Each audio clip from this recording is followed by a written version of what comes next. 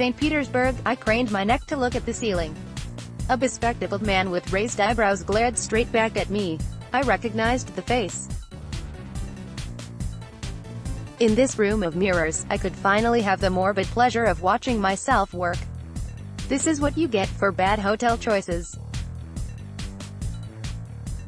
I shared the room with a friend, who is also working as a journalist here, and to our chagrin, we realized that the hotel doubled up as a sex parlor. Our pleasure at staying in the center of St. Petersburg was brought to earth as soon as we reached the building, its blinking red sign on the door in the shape of a woman keeping us honest. Sweden's and England's players posed prior to the Russia 2018 World Cup quarterfinal football match between Sweden and England at the Samara Arena. AFP: There was no elevator, but that proved to be the least of our problems. Over the next 3 days, every time we would enter the hotel, the receptionist would earnestly ask, "Massage?" A show of keys would dispel the confusion, but not before a shade of embarrassment washed over our faces. Croatia play England at the Luzhniki Stadium in Moscow in Wednesday's semi-final match at 11:30 p.m. The room with multiple mirrors had other surprises in store. Bulbs which emitted multiple hues but remained predominantly pink. A squeaky bed which would grumble at the first touch. Our stay could not end soon, which was at odds with how I viewed the other bits of my time in Russia. Thankfully, there were other memories to distract the mind. The World Cup of surprises, inevitably, caused a change of plans. The best-laid designs were certain to fail in a tournament which did not have at least one of Argentina, Brazil, or Germany in the semi-finals for the first time ever. So, it was only appropriate that I changed my schedule to make way to Kazan for the quarterfinal between Brazil and Belgium. A late decision meant that the best I could find was a 16-hour train ride from Moscow.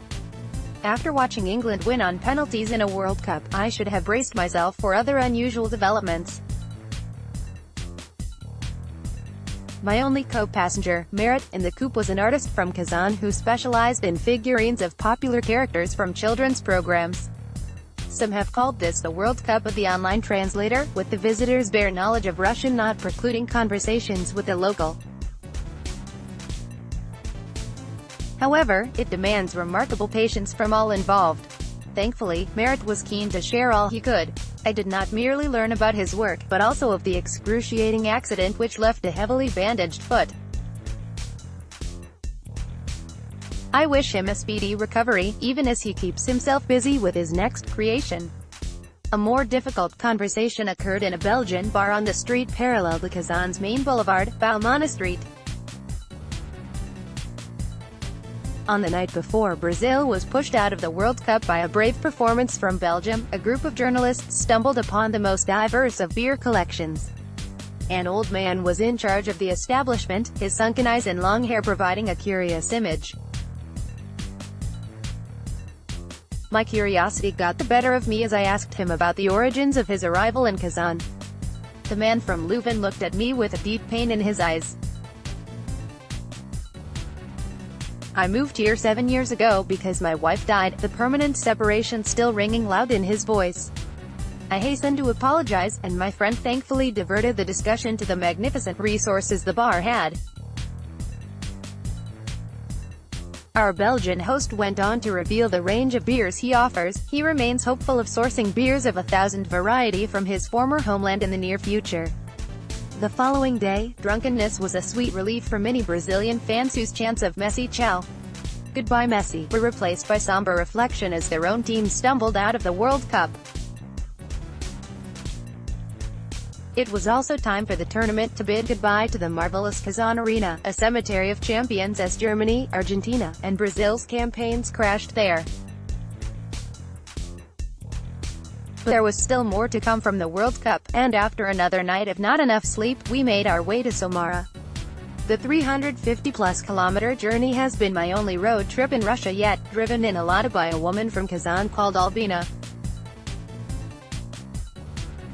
Unlike most drivers over the past months, she could converse in English and was happy to share her recollections of a trip to India from a couple of years ago. Her generosity was not limited to helping us reach Samara on time. Albina took a break on the way to buy ice creams for us, a gift we were more than happy to receive on a warm day.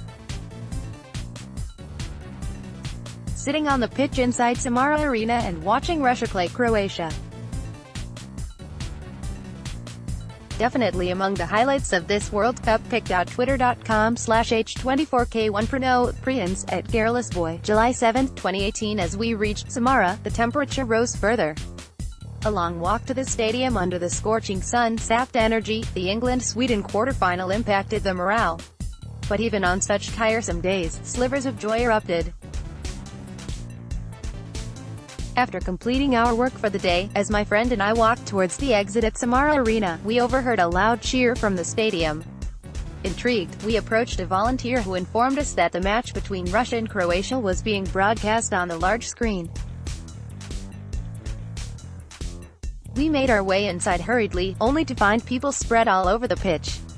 This was a chance to walk on the field, and hopefully gather an essence of the football that was played there. It was also an opportunity to sit in the dugout where England had rested a few hours ago. I did not have a waistcoat, but I could strut around in the technical area like Gareth Southgate. Thankfully this time, there were no mirrors to capture my reflection. That job was left to phone cameras, where a flicker of the World Cup could be stored. Click here for full coverage of FIFA World Cup 2018. Click here to view the full schedule of FIFA World Cup 2018. Updated date, July 11, 2018, 5:05 p.m.